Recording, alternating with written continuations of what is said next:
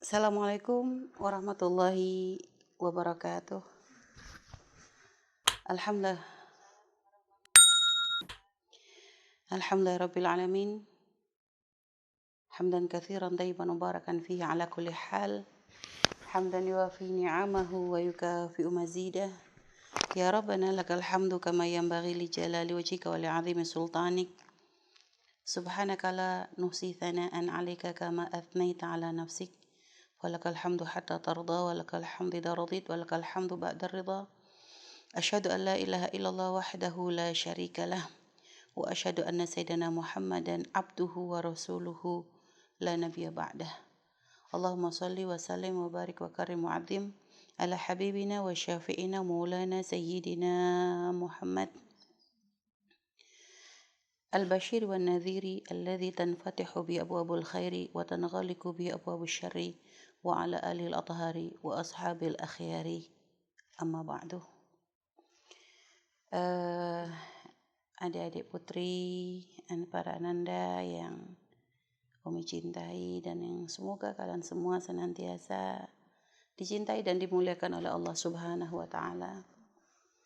Semoga Allah senantiasa menjaga kalian dimanapun kalian berada, dan semoga Allah senantiasa membukakan pintu-pintu kebaikan di dunia untuk kalian semuanya, dan semoga semua pintu-pintu kebaikan yang Allah bukakan untuk kita di dunia menjadi sebab Allah bukakan pintu kebaikan untuk kita di akhirat, dan menjadi sebab kita bisa bersanding bersama Nabi kita Nabi Muhammad SAW.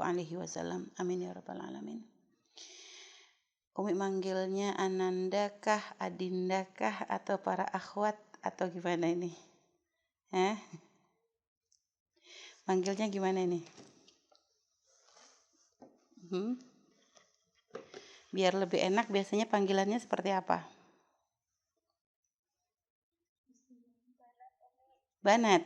Oh, udah pakai banat juga nih, kayak santri udahan. Ya. Kalau di Al-Bahjah, Umi manggil santri-santri banat ya. Berarti di sini juga banyak banat, Masya Allah. Baik sayang ya, anak-anak banat. Udah anak-anak banat lagi. Banat tuh sudah anak-anak perempuan banyak. Cuma biasa ya begitu, kalau sudah dicampur bahasa Indonesia jadi agak error juga.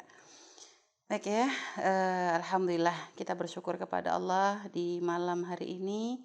Allah berikan kesempatan untuk bisa sambung silaturahmi walaupun tidak secara langsung, tapi insya Allah ini sudah cukup mewakili ya, sehingga menjadi sebab kita semua bisa sambung dalam kebaikan, dan semoga dari situ Allah tumbuhkan di hati kita rasa cinta karena Allah Subhanahu wa Ta'ala.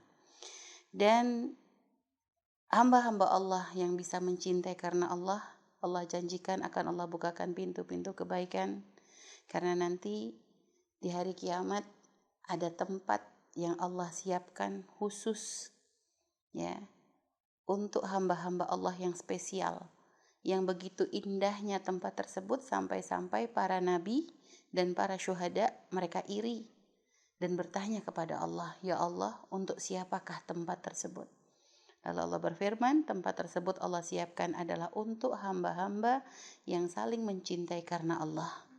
Mereka bukan keluarga, tidak ada ikatan keluarga, tapi ternyata ketika bertemu, yang menjadi sebab pertemuannya adalah Allah. Dan hari ini, malam ini, walaupun tidak secara langsung, kita bertemu karena Allah. Dan pertemuan sesaat dalam kebaikan, dalam kemuliaan, itu jangan dianggap kecil. Nilainya besar di hadapan Allah Subhanahu wa Ta'ala.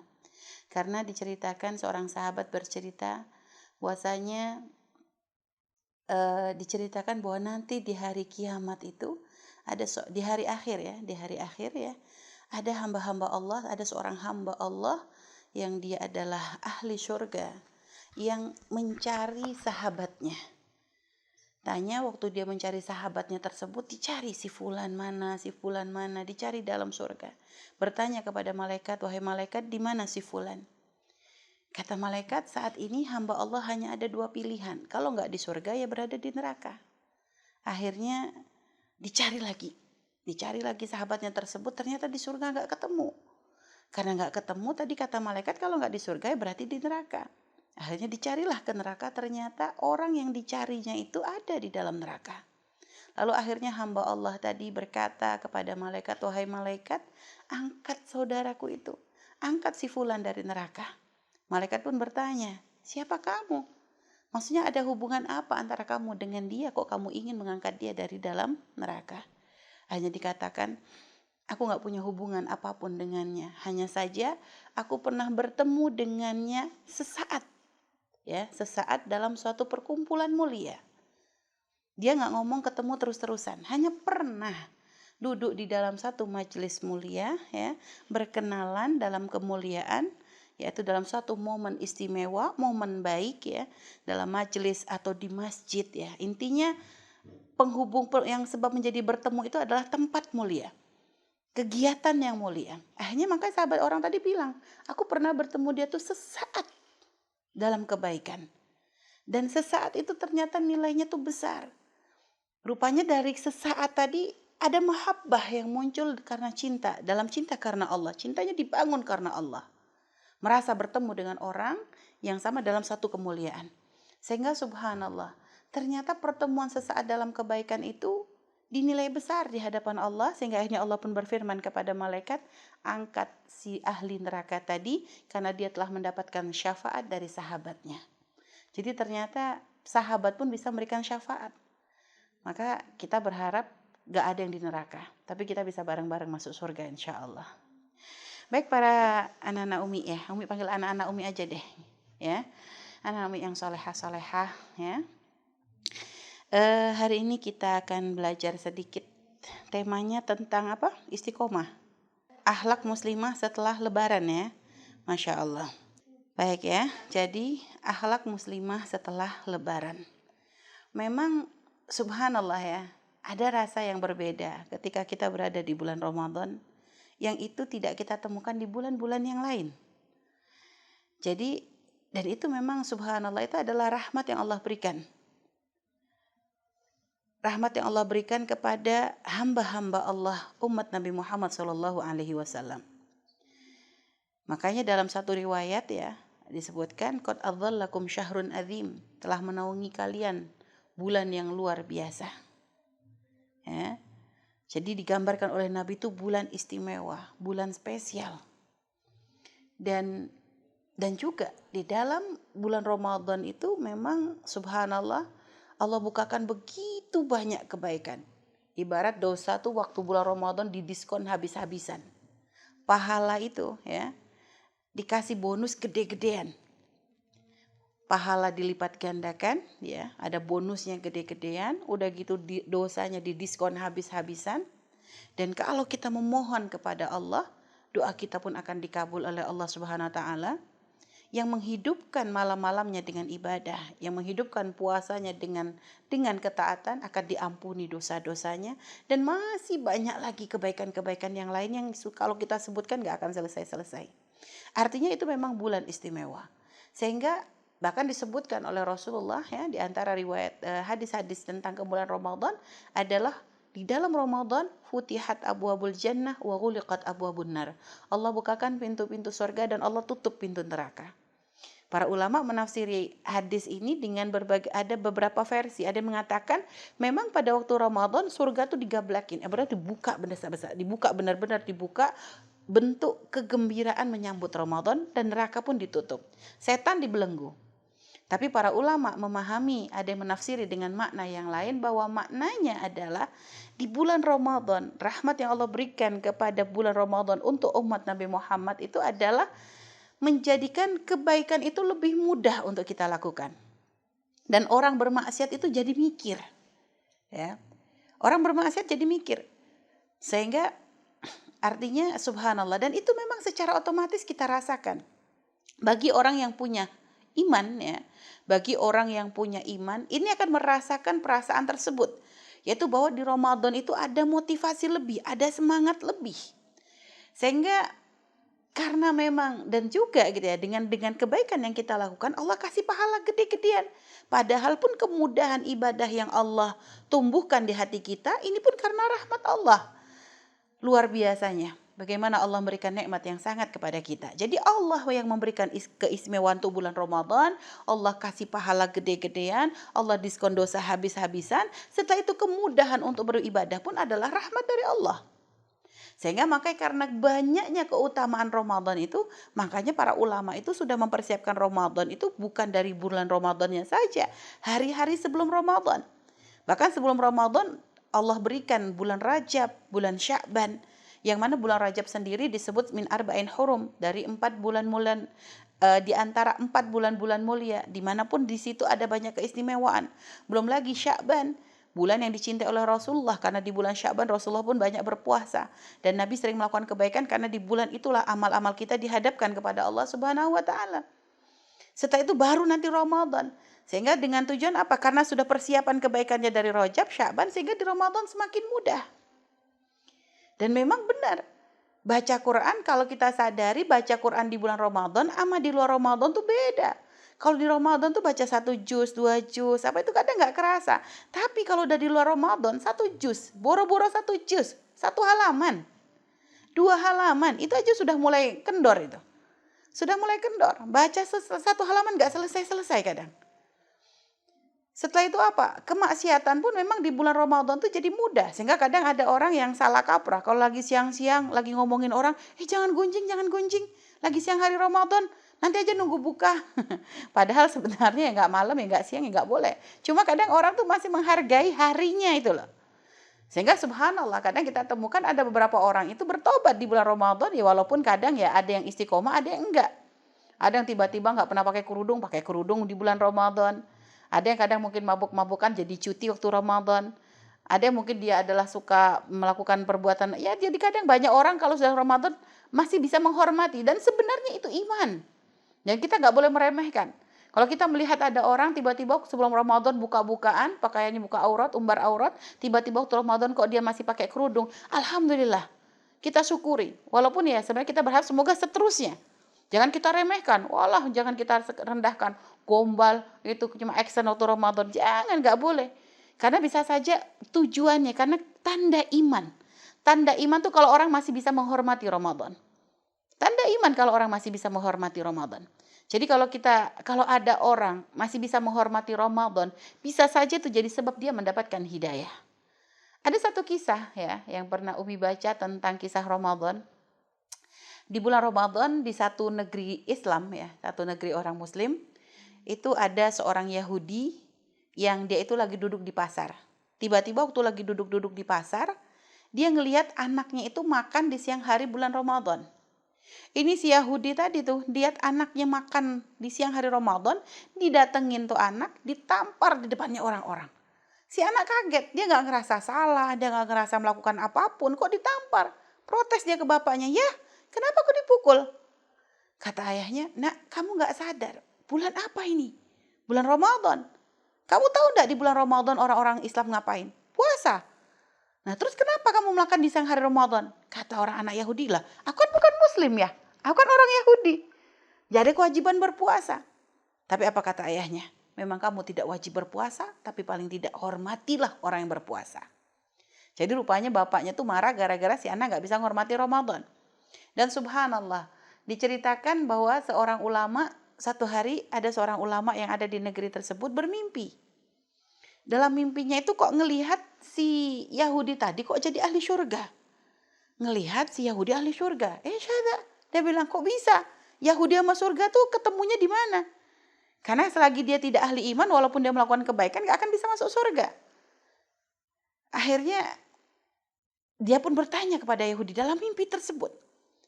Engkau kan si Yahudi, bagaimana bisa ceritanya kau masuk surga?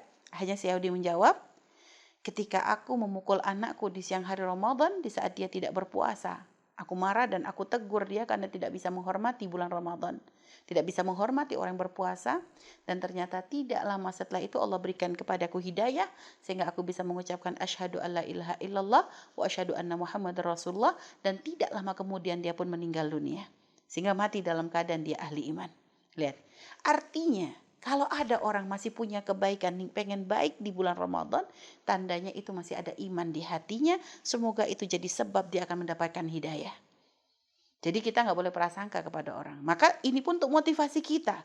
Kita bukan orang baik, kita punya banyak dosa, punya banyak salah. Tapi walaupun kita punya banyak dosa dan kesalahan, kita minta dong kepada Allah, ya Allah, semoga di Ramadan tuh saya bisa tinggalin. Apa kebiasaan kita? Introspeksi deh. Oh iya, aku masih suka ngomongin orang. Udah, niat, azam sudah. Ada niat di dalam hati, selama Ramadan gak mau ngomongin orang lagi. Dengan harapan apa? Semoga seterusnya bisa berlanjut.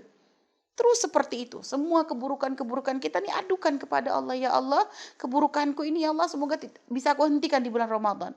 Tapi nanti di bulan Ramadan doanya nambah. Ya Allah, keburukan yang sudah bisa aku hentikan di Ramadan, bantu untuk terus bisa menghentikannya di luar Ramadan. Sama, sebelum Ramadan kita doa, ya Allah semoga dibukakan pintu-pintu kebaikan memasuki Ramadan. Lalu setelah itu dalam doa kita di bulan Ramadan apa? Semoga semua kebaikan yang kita lakukan di Ramadan bisa berlanjut ketika kita keluar dari Ramadan. Jadi harus seperti itu. Jadi bagaimana akhlaknya muslimah? Ya, ketika kita keluar dari bulan Ramadan, ya tentu yang harus kita rasakan ya sebenarnya ketika kita sudah mau keluar Ramadan tuh harusnya sudah sedih dulu. Hanya kadang memang di Indonesia itu kebalik. Ya, kalau sudah mau deket-deket Ramadan tuh malah senang banget. Udah dihitung harinya kapan lebaran, kapan lebaran. Padahal para kekasih-kekasih Allah itu kalau sudah menjelang akhir-akhir Ramadan itu sudah mereka banyak nangis. Mereka merasa ya Allah sebentar lagi nikmatnya ibadah tuh gak akan sama seperti Ramadan. Dan itu memang ya subhanallah ya, itu memang gak bisa kita hindari. Karena suasananya, nuansa itu memang mendukung semuanya. Sehingga terus bagaimana?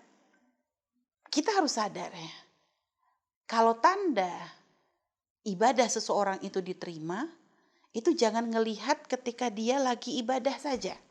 Contohnya gini, ada orang sholat, kayaknya khusyuk banget. Kayaknya khusyuk, dia sholat khusyuk, gak tolah-toleh. Kayaknya dia memahami makna-maknanya. Bagus, hebat itu. Kalau memang secara zahir, kok ada nampak ciri-ciri kekhusyuan, itu bagus. Tapi gak bisa kita katakan bahwa sholatnya pasti diterima. Belum tentu. Tanda untuk kita tahu sholat kita itu diterima tuh gimana? Mungkin ada di antara para ananda di sini, kalau sholat bisa nangis.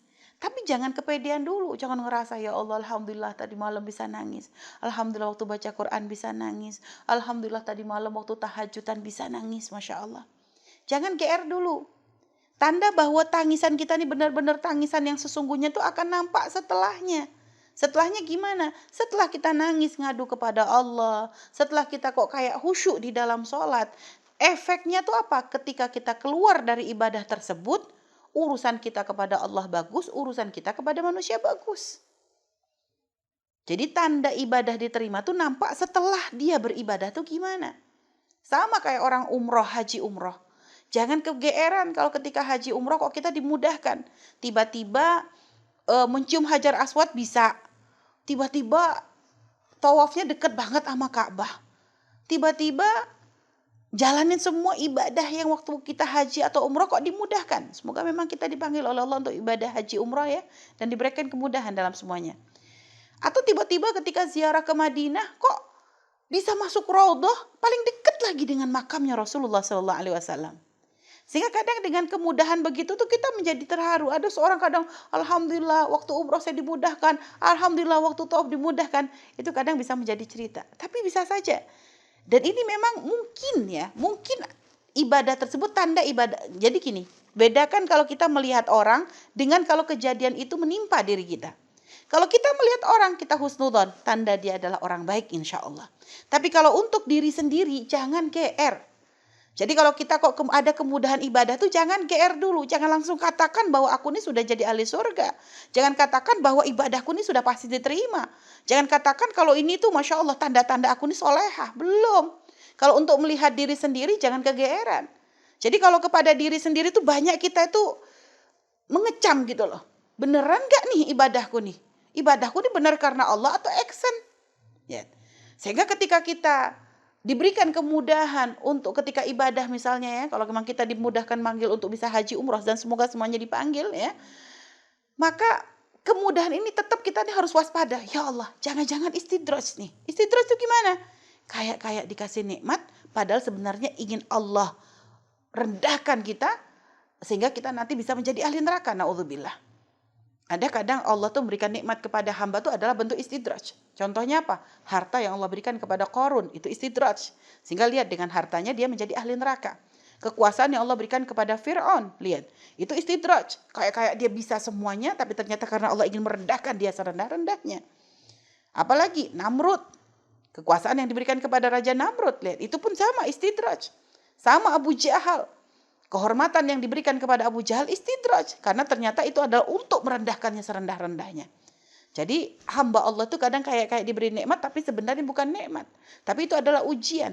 Maka kita pun begitu. Ketika kita diberikan kemudahan dalam banyak kebaikan. Itu kita harus terus waspada. Ya Allah jangan sampai istidraj. Karena ada orang tertipu dengan kebaikannya. Dia merasa dengan ketika dia melakukan kebaikan kayak sudah menjadi ahli syurga. Akhirnya dengan begitu mudahnya dia merendahkan orang lain. Atau dengan begitu mudahnya dia mengulang dosa dengan merasa Allah kan maha pengampun. Berapa sering kita seperti itu. Sehingga makanya kalau ada kemudahan ibadah tuh salahkan. Kalau untuk melihat diri sendiri, ya Allah jangan-jangan ini istidraj. Dan juga harus waspada. Tanda ibadah kita diterima tuh apa? Setelah kita kok kayak diberikan kemudahan ibadah, maka keluar dari ibadah tersebut, kok kita jadi lebih nikmat untuk terus sambung dengan Allah. Kok kita bisa lebih baik kepada orang tua kita. Kok bisa kita lebih nyaman untuk sambung silaturahmi.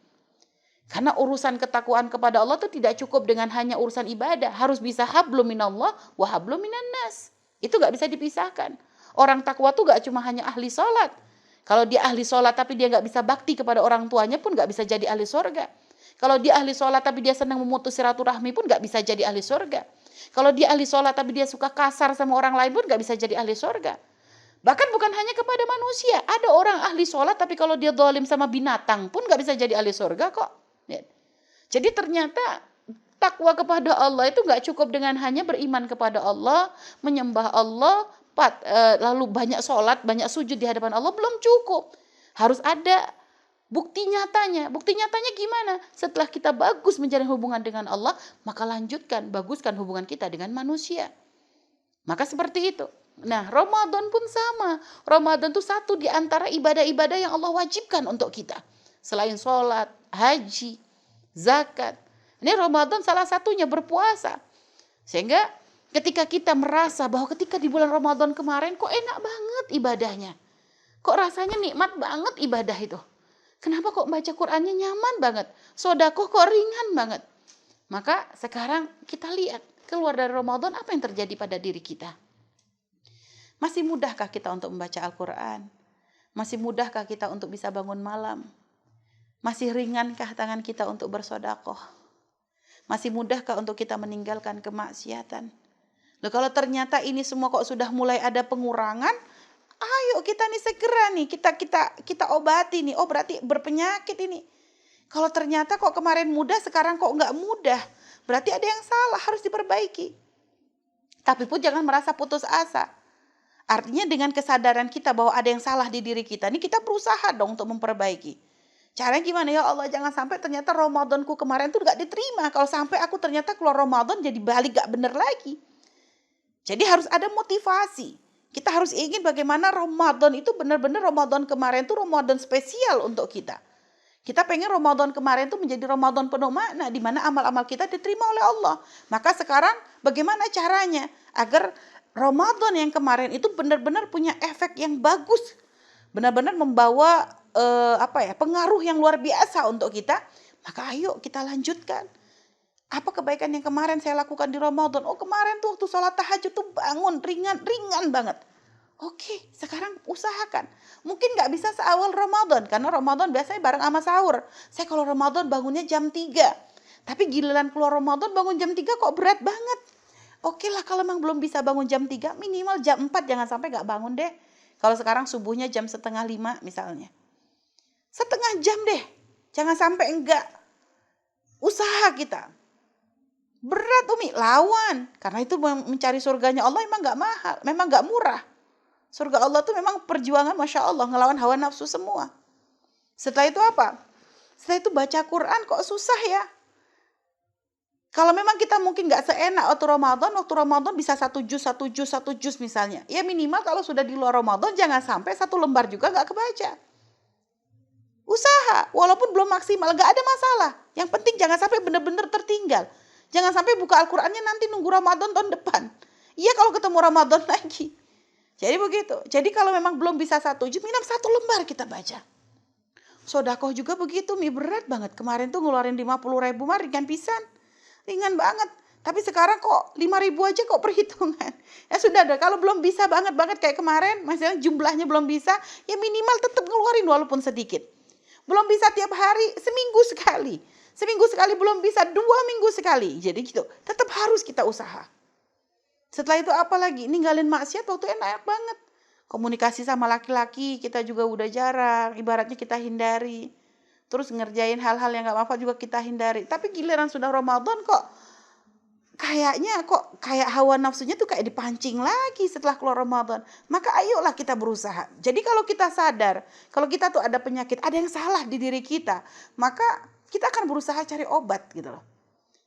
Yang bisa ngobatin diri tuh siapa sih? Ya, orang sadar kalau dirinya berpenyakit. Kalau dirinya gak sadar berpenyakit, gak bakalan dia cari obat. Orang gak akan mau minum obat pusing kalau dia gak ngerasa pusing. Orang gak akan nyari obat diare kalau dia gak ngerasa diare. Ngapain dia minum obat diare? Ya sama, kalau kita merasa kita benar-benar aja, atau kadang kita tepis semua bisikan-bisikan halus dari hati kecil kita tentang kesalahan kita, kekurangan kita hantam terus dengan hawa nafsu kita, ya gak akan bisa kita ngobatin. Maka sekarang kita mengajak diri kita nih untuk introspeksi. Bagaimana caranya agar semua kebaikan yang kita lakukan di Ramadan itu bisa berlanjut saat ini. Udah nyoba Umi, pengen bisa, tapi kok ada aja halangannya. Maka terus gimana solusinya? Ngadu kepada Allah. Kemudahan yang Allah berikan untuk kita ibadah, kemudahan di bulan Ramadan untuk kita beribadah, itu nikmat dari Allah.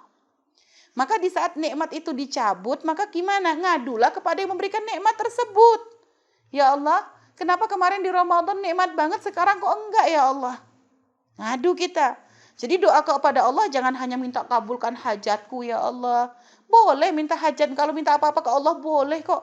Mau sampai kata ulama begitu, kita tuh kalau sama Allah tuh gak usah pikir panjang dalam meminta. Allah tuh Rahman Rahim.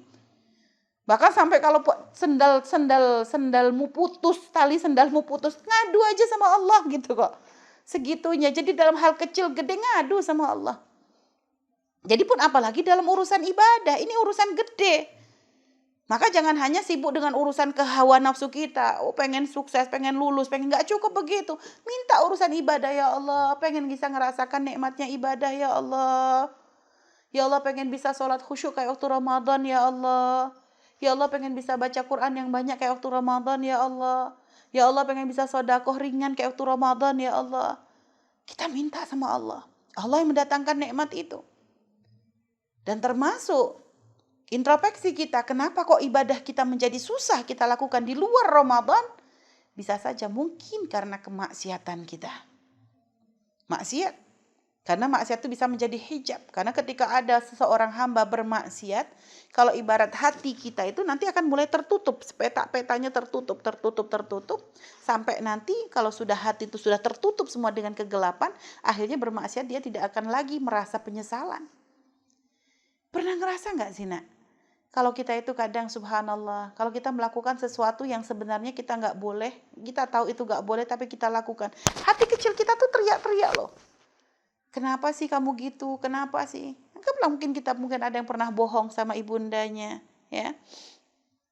Jadi anggap kita pernah bohong sama ibunda atau ada yang pernah bohong sama itu, kadang ada hati kecil tuh bisikin, ya Allah kenapa kamu ngapain bohong, kamu nggak, jadi ada rasa bersalah. Itu sebenarnya tuh hidayah, hanya kadang ketutup dengan hawa nafsu kita.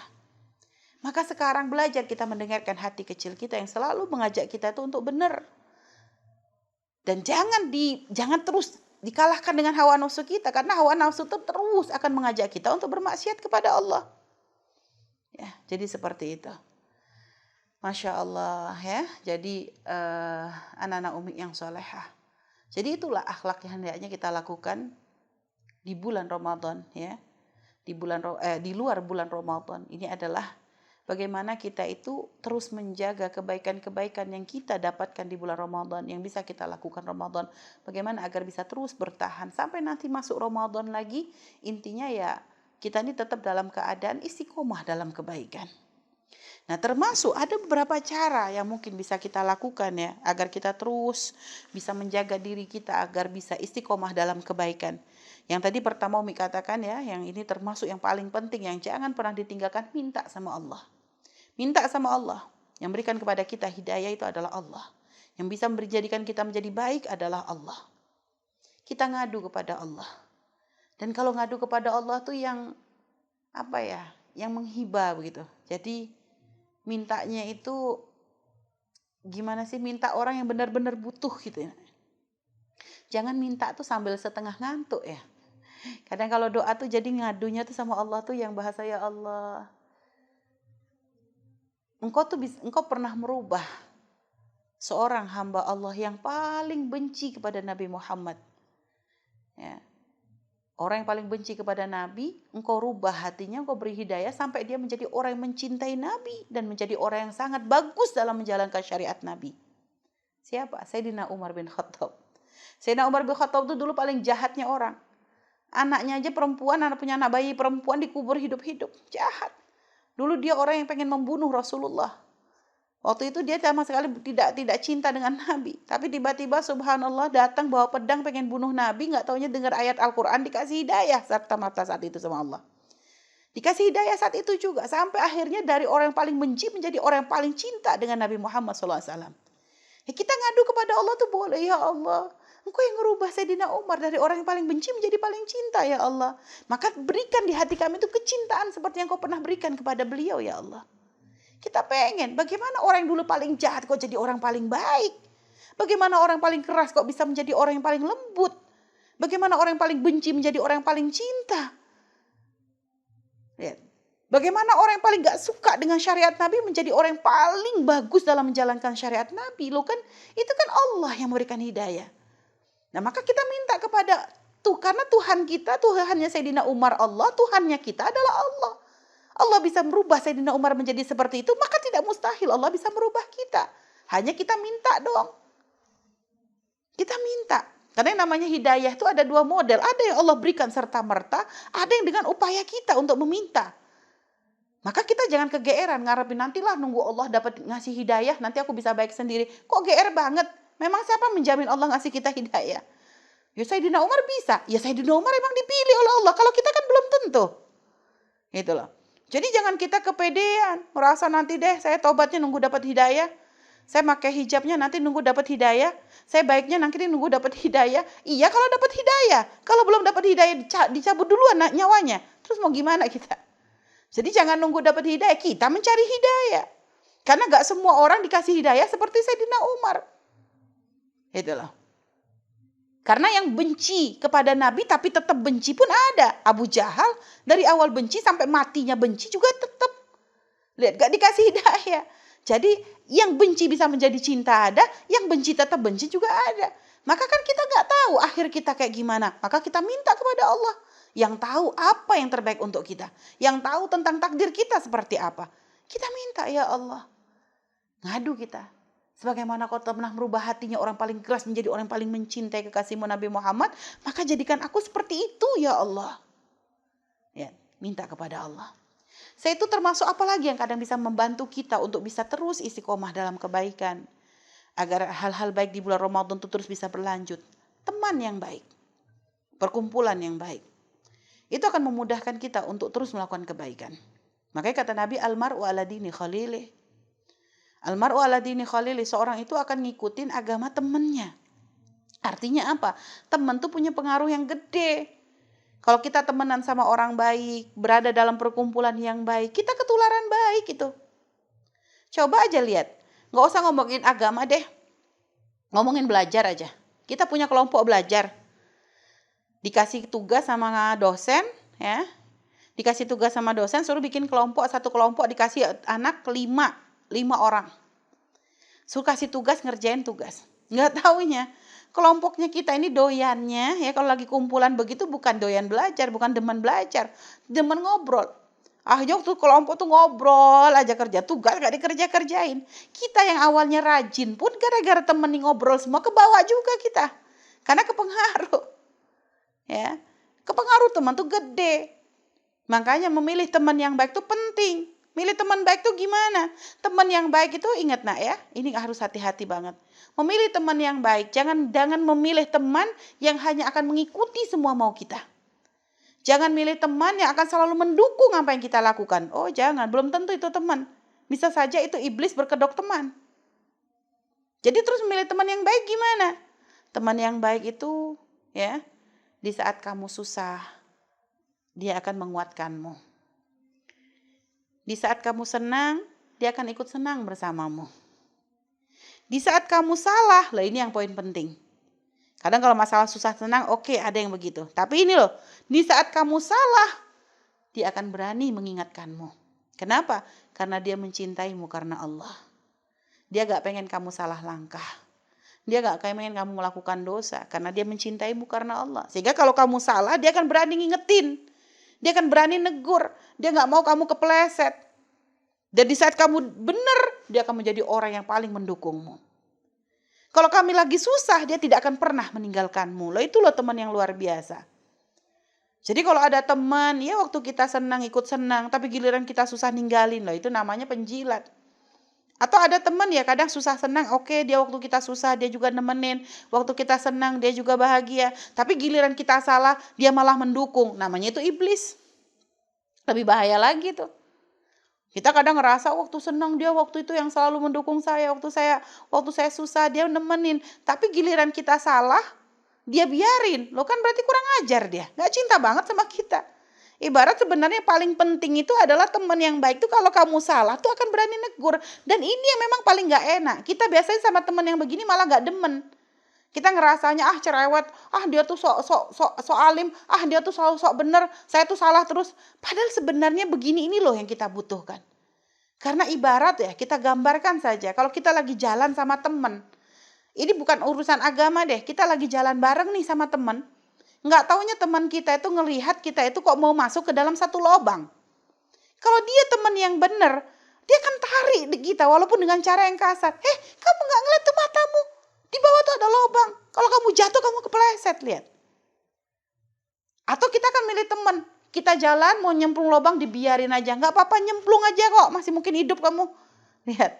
Kalau kira-kira kan kurang, itu kan teman kurang ajar. Kita mau nyemplung malah dibiarin. Nah sebenarnya ketika kita melakukan kesalahan, itu lebih fatal daripada sekedar nyemplung di lubang. Kalau nyemplung di lubang paling-paling kalau parah-parahnya patah kaki. Tapi kalau nyemplung ke dalam kemaksiatan, lihat, neraka. Berarti kalau ada teman biarin kita terjerumus dalam kemaksiatan, berarti dia rela, dia senang kita menjadi ahli neraka. Bohong, dia bukan sahabat, dia penjahat itu. Dia iblis. Makanya jangan mau. Padahal ada orang ngerasa kalau persahabatan tuh kalau salah sama-sama. Jadi bohongin orang tua, kita bohong ke orang tua, dia dukung, dia nutup-nutupin. Udah tahu kita bohong, saya nginep di rumah teman, ada kerja kelompok. Hanya orang tuanya telepon ke temannya, iya bener, dia emang kerja kelompok. Padahal ternyata nonton di bioskop.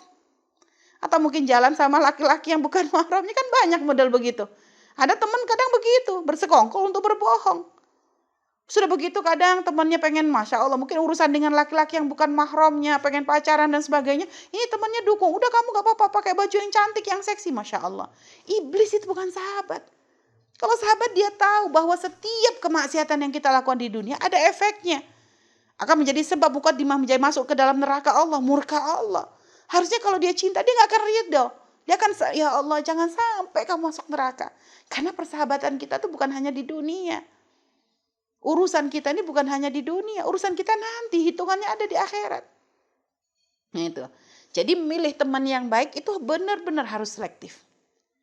Ya, benar-benar harus selektif. Dan pengaruhnya banyak. Teman yang baik itu Masya Allah. Kalau kita punya teman yang baik, lihat. Yang akan selalu mendukung kita untuk bersemangat belajar, kita akan kebawa. Kalau kita salah juga diingatkan. Alhamdulillah, Umi bersyukur waktu Umi kuliah. Umi dipilih oleh Allah tuh punya teman yang Masya Allah. Beliau adalah seorang anak kiai besar. Tapi Umi ngerasa Masya Allah, tawaduknya Masya Allah. Dia gak pernah. Umi adalah murid dari ayahandanya. Tapi Umi selama berteman dengan beliau gak pernah Umi itu merasa direndahkan. Atau beliau merasa karena Umi ini adalah murid ayahnya lalu dikasari atau diperlakukan. Enggak, bahkan dengan kami itu sangat menghormati. Dan Umi tuh merasa senang gitu ya. Artinya kita subhanallah persahabatan kita tuh benar-benar Umi syukuri. Karena ketika Umi lagi susah belajar, ya dia ibaratnya selalu mendukung kita untuk terus semangat belajar. Ngajarin kita dari nggak ngerti sampai paham. Sudah itu pernah Umi waktu itu merasa melakukan satu kesalahan. Dia ingat negur. Umi waktu itu pernah ada orang tiba-tiba nggak suka sama Umi. Umi waktu itu ngerasa, aduh aku tuh salah apa sih? Aku tuh salah apa sih? Kok aku tuh dibenci? Umi tuh merasa marah gitu ya. Kok bisa Umi nggak salah? Umi kok dimusuhi? Waktu itu begitu. Tapi ingat waktu itu teman Umi itu, anak dari guru Umi itu ngingetin, Mbak katanya, udah sih jangan dicari-cari sebabnya, udah introspeksi aja, dia bilang.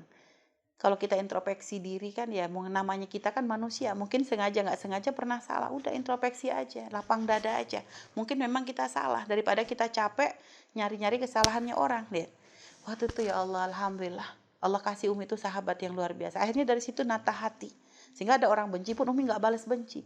Awalnya mau pengennya balas dendam, kurang ajar banget, Umi dibenci, Umi nggak salah, pengennya balas. Tapi lihat, kalau kita punya salah dalam milih teman, mungkin dia ikutan ngomporin kita. Emang kurang ajar banget dia, udah gak usah dia, kan begitu. Tapi kalau kita punya teman yang baik, diajak kita untuk introspeksi, nata hati, subhanallah. Bersyukur banget. Yang sama, teman itu ya kadang ada teman ya, kayak dalam belajar, teman dalam pasangan hidup juga, alhamdulillah. Dan Umi pun sama Allah pun alhamdulillah, Umi bersyukur punya pendamping hidup juga yang selalu ngingetin Umi untuk nata hati. Ya, Umi ingat sayang, Umi pernah cerita juga ke anak-anak Umi yang pernah mondok di Al-Bahjah ya. Umi pernah ingat satu kejadian di mana Umi itu diperlakukan oleh seseorang tuh dengan perlakuan yang sangat dolim banget. Sampai kalau Umi ingat kesalahannya itu ya, pasti nangis. Ya. Sampai sekarang aja nih kalau ingat kejadian itu ya, kadang tuh masih ya ingat, tapi sudah nggak ada bencinya, cuma masih sisa-sisanya tuh kadang tuh masih, karena begitu Umi ngerasa sangat sakit, sangat tersakiti saat itu. Dolim banget, Umi gak ngerasa salah, tapi Umi diperlakukan dolim. Sehingga waktu itu tuh kalau doa tuh Umi tuh pengen nyumpahin dia. Pengen tak sumpahin, ya Allah semoga kena azab. Kadang tuh gitu, kadang hawa nafsu Umi tuh berbisik seperti itu. Tapi alhamdulillah, Allah kasih Umi itu pendamping yang selalu bantu Umi nata hati gitu ya. Dan Umi sangat bersyukur banget. Waktu itu tuh Buya tuh selalu ngingetin, doain orangnya, doain. Nggak usah diingat terus salahnya, doain. Umi waktu itu disuruh doain tuh masih hawa nafsunya masih ngomong, nggak bisa doain sebut nama, nggak bisa, udah nyoba doa nggak bisa. Waktu itu tuh hawa nafsunya tuh masih nolak. Tapi terus sama Buya tuh diingetin, coba doain, sebut namanya. Kata Buya tuh begitu. Ya Allah, nah itu jihad begitu tuh lama prosesnya. Waktu sholat tahajud ya, waktu lagi sholat ke tengah malam, Umi tuh mau nyebut, minta doa. Umi pengen nyebut namanya, ya Allah ampuni dia tuh. Nggak bisa. Nyebut namanya tuh nggak bisa. Sampai nangis. Tapi kan terus besoknya lagi dicoba lagi sama Umi, doain. Sebut namanya, minta ampunan dia untuk pada Allah. Karena dia telah dolim, jangan didoain jelek, kata Buya tuh gitu. Doain yang bagus, mintain ampun kepada Allah untuknya. Nah, Umi coba 1 malam gak bisa, 2 malam, 3 malam, subhanallah. Begitu udah Umi coba, ya Allah, Umi angkat tangan Umi dan Umi ampun dia, ya Allah, pengen nyebutin namanya tuh berat banget. Tapi subhanallah nak, begitu sudah Umi paksakan benar-benar, Umi sebut namanya, lalu Umi mintakan, ya Allah ampuni dia ya Allah. Subhanallah, Umi ngerasa saat itu tuh tiba-tiba benci Umi yang banget tuh tiba-tiba hilang saat itu juga. Rupanya sebenarnya beratnya tuh di awal. Setelah itu apa? Setelah itu Umi kayak lupa banget. Sama kejadian kemarin tuh lupa.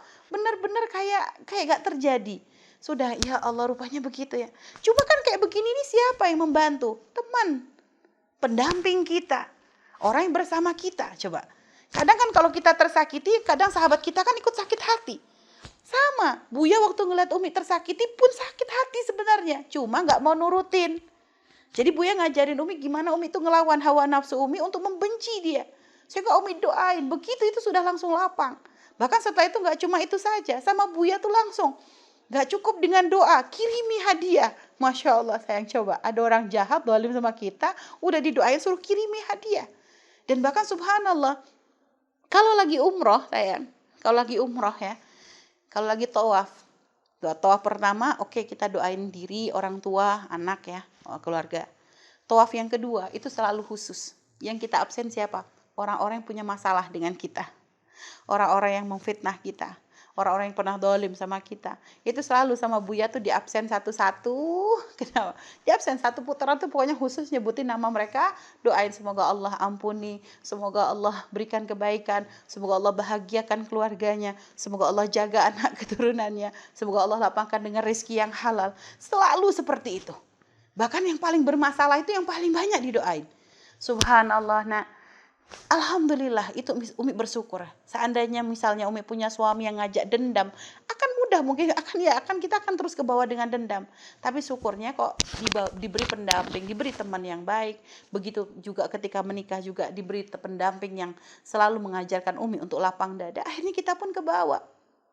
Maka seperti itu nak ya, memilih teman yang baik penting. Dan maka lihatlah, teman yang baik itu akan begitu mudah mengingatkan kita di saat kita salah. Dia tidak akan ragu untuk mengingatkan kita. Kenapa? Karena dia cinta kepada kita. Dia gak pengen kalau kita membenci seseorang, dia gak pengen kita terjerumus ke dalam benci. Karena yang namanya benci nanti akan merembet jadi penyakit hati. Kalau sudah hati kita kotor, ibadah pun jadi susah. Begitu juga kalau saat kita bermaksiat membohongi orang tua misalnya. Durhaka kepada orang tua, bohong kepada orang tua. Lihat, Allah akan murka. Dan termasuk lihat dosa kepada orang tua itu berat. Ya, orang yang tidak akan dilihat oleh Allah itu di hari kiamat diantaranya adalah orang yang durhaka kepada orang tua. Makanya kalau ada di antara anandai, semoga baik solehah semuanya. Kok ada kok pengen dolim, pengen bohongin orang tua, kok didukung sama teman. Lo berarti kan teman yang seperti itu kan berarti pengen kita itu artinya menjadi orang yang tidak dilihat oleh Allah. Lo kan khianat banget ya. Atau mungkin ada orang yang mungkin ya subhanallah mendekati zina, terjerumus ke dalam muqaddimah zina. Lo kok punya teman yang mendukung, malah mungkin menjodoh-jodohkan atau bahkan menjadi mak comblang. Lo lihat, berarti dia kan menjadikan kita tuh terjerumus. Zina aja, jangankan zina, muqaddimah zina aja dilarang sama Allah, kok tiba-tiba ada teman yang malah menjodohkan kita, jadi mak comblangnya kita, buka jalan untuk kita bermaksiat kepada Allah. Lo lihat, berarti kan bukan teman, iblis itu. Maka hati-hati dalam memilih teman. Jangan tertipu. Dan memang teman yang baik itu gak enak emang. Teman yang baik itu kadang mungkin kurang asyik. Karena bertentangan dengan hawa nafsu kita. Tapi ketahuilah yang seperti itulah yang akan menjadikan kita selamat. Jadi itu sayang ya. Jadi tugas kita setelah kita bulan keluar dari Ramadan banyak introspeksi. Introspeksi kepada kesalahan, kekurangan kita. Mana yang baik, yang harus dilanjut, mana yang harus ditinggal. Setelah itu memohon doa kepada Allah Subhanahu wa taala agar Allah mudahkan pintu-pintu kebaikan untuk kita. Setelah itu, pilihlah teman yang baik yang akan terus mendukung kita agar kita selalu berada di dalam kebaikan dan kemuliaan. Jadi itu 3 hal yang hendaknya kita lakukan setelah kita keluar dari Ramadan ya. Semoga semua kebaikan yang kita lakukan di bulan Ramadan ya Allah mudahkan untuk kita lakukan setelah kita keluar dari Ramadan. Dan semoga dosa-dosa kita yang telah diampuni di bulan Ramadan akan terus terampuni sampai nanti ya nyawa kita dicabut dalam keadaan husnul khatimah. Semoga Allah terus senangkan kita dengan yang Allah senangi dan Allah bencikan kita kepada yang Allah benci. Dan nanti semoga kita diberikan keistiqomahan dalam kebaikan dan kemuliaan sampai nanti tiba waktunya kita untuk menghadap Allah dalam keadaan husnul khatimah. Baik sayang ya, ini saja dari Umi. Ya, mungkin yang mau bertanya boleh ya. Wallahu a'lam bishawab.